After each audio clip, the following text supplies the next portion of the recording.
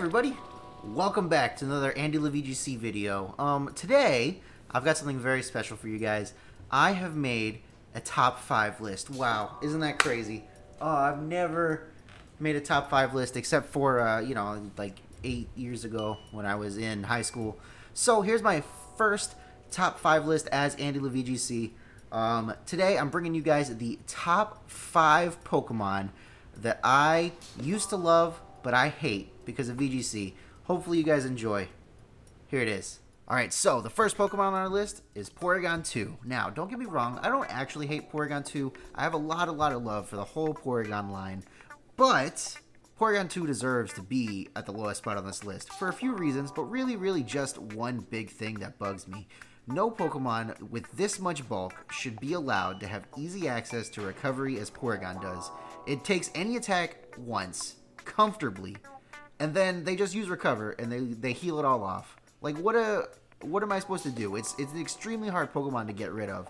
And then you combine that with the array of extremely useful support moves it has, like Trick Room, Eerie Impulse, amazing coverage moves like Foul Play, Ice Beam, Thunderbolt, and an ability in Download that increases its damage output on switch-in without you having to really even invest anything into it. You've got a Pokemon that becomes a problem really fast if you don't find a way to deal with it. I still love Porygon's design more than I hate the Pokemon itself, so it's at number 5 because I think it's fair to say that I don't really hate Porygon 2, I just hate facing Porygon 2. Now let me be clear, I've never loved Grimmsnarl.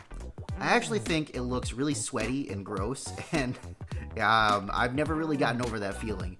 But out of necessity, in Series 7, when I really started to take VGC seriously again, I used Grimm on a lot of teams. I grew to like it a lot. But after facing it so often in Series 11 and Series 12, I can honestly say that whatever soft spot I had developed for it is pretty much gone. As a Prankster user, they really gave Grimmsnarl everything. It's got a phenomenal Dark and Fairy typing, giving it 2 type immunities, and an immunity to every other Prankster Pokemon. It's got Fake Out, it's got Screens, Thunder Waves, Scary Face, Fake Tears, a strong physical fairy move that lowers special attack in Spirit Break, and on top of all of that, it's got so much bulk and a massive base 120 attack stat.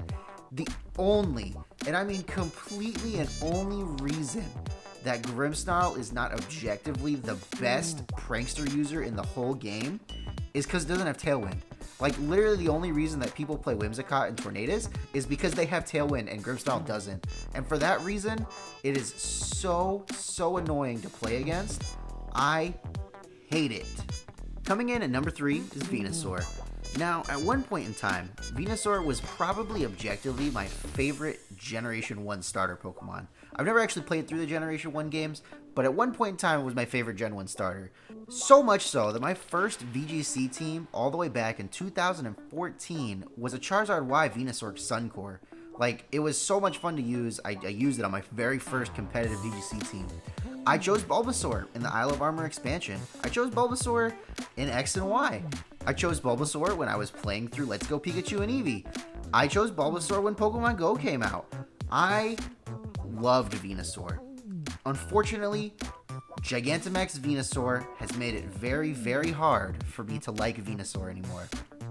The archetype of Sun has been insanely good since about Series 7 or so, and so many battles have been lost to the mind game that's guessing whether Venusaur will Dynamax or Sleep Powder on turn 1.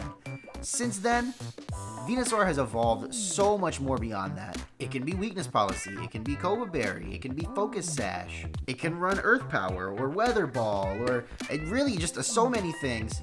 It's already so threatening with the ability Chlorophyll and the access to Gmax Vine Lash that deals damage for 4 turns, but the most annoying thing about facing Venusaur is you can never really guess what it's going to do on turn 1. And sometimes that makes me just hate Venusaur. Coming in at number 2 is Reggie Lecki. This one's kind of easy to explain, but also maybe not easy to understand. I was beyond hyped when the new pair of Reggies were revealed for the Crown Tundra.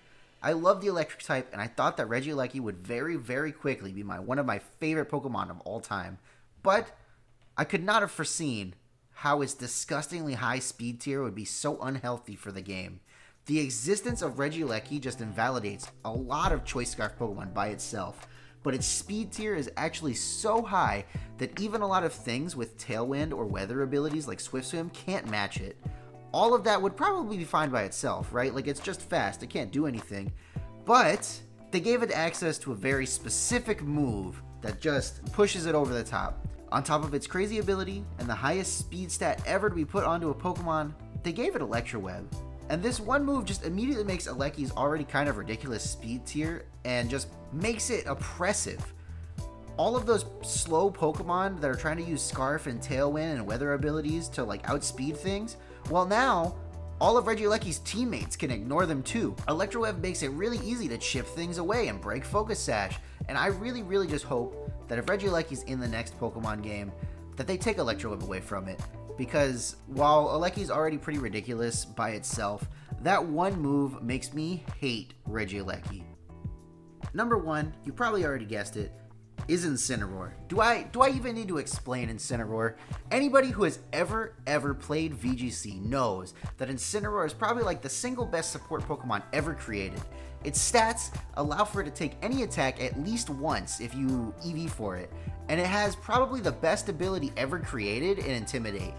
The amount of fantastic support moves that this Pokemon has is just ridiculous. It's got Fake Out, it's got Parting Shot, it's got Snarl, Will-O-Wisp, Roar, Taunt. It's immune to Prankster moves thanks to its Dark typing, so most Pokemon that even run Taunt can't touch it. The just sheer ability that Incineroar has to just take attacks and keep pivoting in and out and just be really obnoxious in any given battle is unparalleled. I cannot describe to you the amount of relief that I feel whenever I manage to get an easy KO on an Incineroar. It's just a shame. I love using Incineroar in Super Smash Bros. It's like my second favorite character to use. And I think it's hilarious that it's literally just a professional wrestler. Maybe one day I'll learn how to team build so that I don't have to feel so much dread every time I see Incineroar on Team Preview. Until then, it's definitely number 1 on my list of Pokemon that I absolutely hate because of VGC. So, what did you think? Was it good? Was it a good top 5? Do you agree with how I feel? Let me know down in the comments below. If you like this video, guys, please leave me a like. This is way more work than I think I've ever put into a video.